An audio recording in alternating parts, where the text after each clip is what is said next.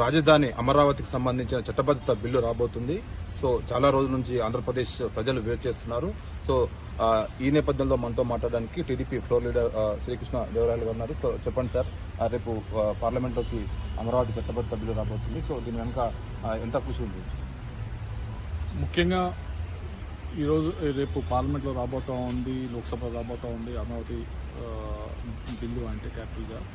దాన్ని ముఖ్యంగా మన అందరం కూడా అభినందించవలసింది రాజధాని రైతులను. మొదటిగా వారు దాదాపుగా ఒకటి భూములు ఇవ్వటం అయితే స్వచ్ఛందంగా ఏమి ఆశించకుండా అదొకటి, కానీ దాని తర్వాత కూడా 2019 నుంచి 2024 దాకా వాళ్ళని ఎన్ని అవమానాలు గురి చేసినా, ఎన్ని ఇబ్బందులు పెట్టినా కూడా ఎక్కడా కూడా మనం తిప్పకుండా కూడా వారందరూ కూడా ఒక తప్పు కూడా చేయకుండా ఒక పోరాటం చేసి ఈరోజు సాధించడం మొదటిగా వారికి అభినందనలు తెలియజేసుకోవాలి. రెండవది ముఖ్యమంత్రి చంద్రబాబు నాయుడు గారికి ఇది కంపల్సరీగా ఇక్కడ పార్లమెంట్లో ఏదైతే రిఆర్గనైజేషన్ యాక్ట్ క్యాపిటల్ ఉండాలని చెప్పి ఇక్కడ చేశారో దాంట్లోనే అమరావతి క్యాపిటల్ అని చెప్పి ఇక్కడ చేస్తేనే దానికి ఒక కాన్ఫిడెన్స్ ఇచ్చిన వాళ్ళు అవుతాం. కేవలం అమరావతి ప్రజలకని కాదు, రాష్ట్ర ప్రజలకు, ప్రపంచానికి ఒక కాన్ఫిడెన్స్ ఇచ్చిన వాళ్ళు అవుతాం. ఏమనంటే ఇండియాలో, భారతదేశంలో అభివృద్ధినే ప్రజలు కోరుకుంటా ఉన్నారు అనే ఒక సిగ్నల్ మనం ఇవ్వబోతా ఉన్నాం అనేది ఈ చట్టం దాకా చేయబోతా ఉన్నామని చెప్పి ఆయన ఎంతో కృషి చేశారు. చంద్రబాబు నాయుడు గారు అయితే ఇది అవుతా ఉంది.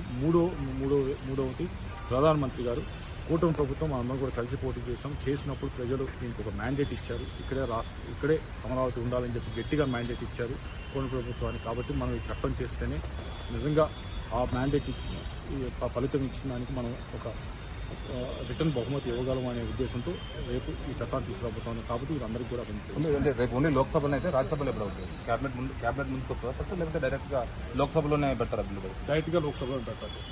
సో రాజ్యసభలో లోక్సభలో పాస్ అయిన తర్వాత రాజ్యసభకు వస్తుంది. అంటే ఈ సెషన్లో అయిపోద్దా? అవుతుందని చెప్పి పాస్ చేస్తాం. సో ఈ అమరావతి బిల్లు పైన వైసీపీ నాయకులు విమర్శిస్తున్నారు. ముఖ్యంగా ఉత్తరాంధ్రకు సంబంధించిన నాయకులు, వైసీపీ నాయకులు. సో ఒక సెంట్రిక్ గానే డెవలప్మెంట్ చేస్తారు. అమరావతి చట్టబద్ధ వల్ల ఫ్యూచర్లో ఇబ్బందులు ఎదురవుతాయి, రైతులకు అన్యాయం జరుగుతుంది, రైతులకు న్యాయం చేయాలి. ఈ బిల్లులో ఈ రైతులకు సంబంధించిన అన్ని వాళ్ళకి ఏమేమి ఇస్తారని కూడా పొందుపరచాలంటూ వాళ్ళు డిమాండ్ చేస్తున్నారు. దీనిగా ఉత్తరాంధ్రకి నేను చెప్పే ముందు సరే గూగుల్ వచ్చిందని మీకు తెలుసు, ఆర్సెల్ మెటల్ వచ్చిందని చెప్పి తెలుసు, వైజాగ్ స్టీల్ ప్లాంట్ మళ్ళీ రివైవ్ చేసి ఇవన్నీ ఎయిర్పోర్ట్ వస్తామని నాకంటే మీకు బాగా తెలుసు.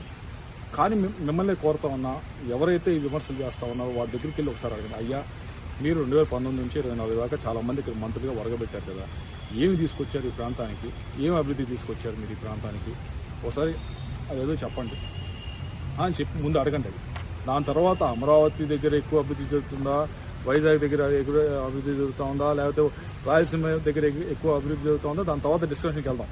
ముందు వాళ్ళు ఉన్నప్పుడు ఏం వరగబెట్టారు చెప్పిన తర్వాత మిగతా మాట. సో అమరావతి చట్ట బిల్లు పాస్ అయితే అమరావతిలో ఏం బెనిఫిట్స్ ఉంటాయి ఫ్యూచర్లో ఆంధ్రప్రదేశ్ రాజధానిగా ప్రజలకు తెలవాలి? ముఖ్యంగా భారతదేశం గురించి గొప్పగా చెప్పుకునే దానికి ఇది ఒక మంచి అవకాశం. ఇప్పటికే ప్రపంచ దేశాలందరూ కూడా ఇక్కడ జరుగుతున్న అభివృద్ధి కానీ, ఇంత ఫాస్ట్ ఎకానమీ గ్రో అవుతుందని గొప్పగా చెప్పుకుంటారు. కానీ ఇది ఒక చట్టం చేసిన తర్వాత భారతదేశం అనేది అభివృద్ధి గురించి ఆకాంక్షిస్తూ ఉంది. ప్రజలందరూ దాని గురించి ఆకాంక్షిస్తూ ఉన్నారని చెప్పి ఒక మెసేజ్ వెళ్ళబోతూ ఉంది.